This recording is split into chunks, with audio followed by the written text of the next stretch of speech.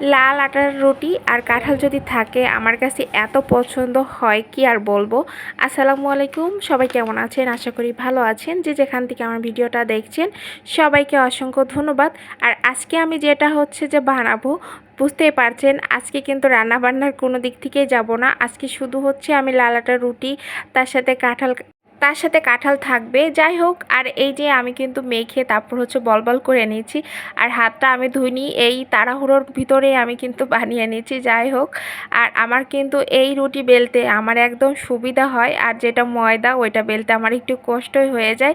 যাই হোক, অনেক আপনারা কিন্তু খুব সুন্দর রুটি বানাইতে পারেন, আমি কিন্তু অত ভালো পারি না। যেমনটা পারি সেমনটাই আপনাদের সাথে শেয়ার করছি। আর যাই হোক, আর আজকে কিন্তু কোনো রান্নাবান্নার ভিতর যায়নি, যেহেতু গত দিনের অনেকের রান্না ছিল, মানে মাংস ছিল, তারপর হচ্ছে যে আমি মিষ্টি কুমড়া রান্না করেছিলাম সেটা ছিল। তো ভাবছি যে সেগুলাই রয়েছে, থাক, আর বাড়তি করে আর আজকে রান্না টান্না করব না। আজকে রুটি আর কাঁঠাল দিয়ে খাওয়া হবে। আর আমার মতো হয়তো বা অনেকে পছন্দ করেন, সাইলের বাবা বলে কোনো দিন খায়নি।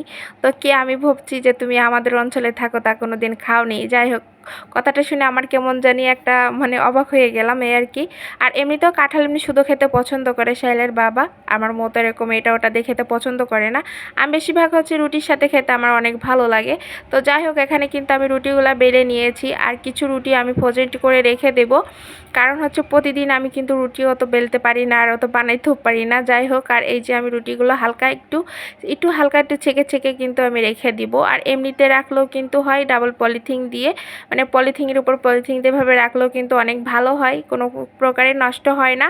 যাই হোক, আমি কিন্তু যে বেশি দিন রাখবো না, মাত্র 2-3 দিনের ভিতরে ফুরিয়ে যাবে, সেভাবেই কিন্তু আমি রুটি বানিয়েছি।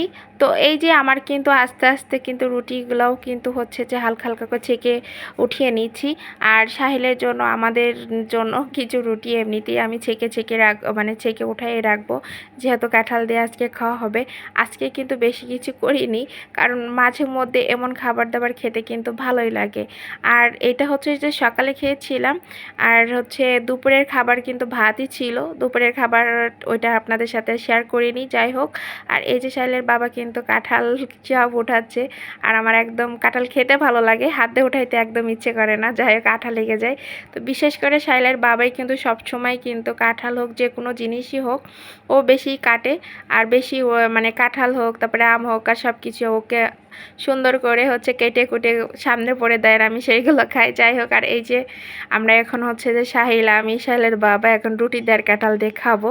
হয়তো বা আপনাদের পছন্দ হতে পারে, আবার নাও হতে পারে। অনেকে মানে খেয়েছেন, আবার অনেকে নাও খাইতে পারেন। কিন্তু লাল আটার রুটি দিয়ে খেতে আমার কাছে অনেক ভালো লাগে। যদি না খেয়ে থাকেন অবশ্যই বাসায় হচ্ছে যে খেয়ে দেখবেন, অনেক ভালো লাগে। আর লাল আটার রুটি মানে আটা যদি না পান, বাজারে কিন্তু কিনতে অনেক পাওয়া যায়। যাই হোক, আর এই যে আমরা খাচ্ছি। তো ভালো থাকবেন সবাই, আল্লাহ হাফেজ।